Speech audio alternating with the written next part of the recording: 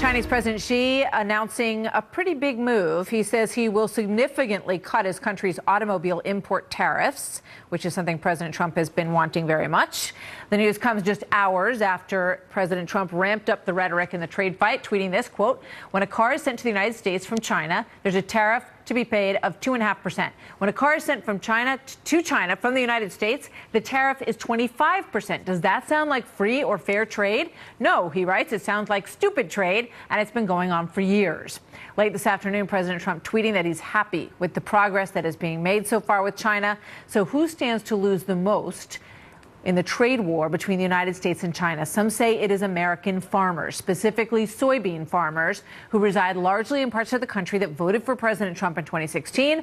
That is an intentional move on the part of the Chinese. What many Americans don't know is how much their livelihood depends on these soybean farmers who produce most of the feed used to raise chicken, pork, beef, fish, and other foods that we eat every day. Here now, David Rodebaugh, for a longtime soybean farmer who serves as director of the Indiana Soybean Alliance. It is good to have you with us tonight, David. Thank you very much. So as this stands now, what is the impact on you and farmers like you? Martha, I might say, first of all, I do live in northwestern Indiana, and we farm with my three brothers and our families. We appreciate the chance to be with you this evening. Trade is really a big deal for us as farmers. We have the ability to raise abundant crops and good infrastructure to get these crops to market. And our grower organizations have worked very diligently to get the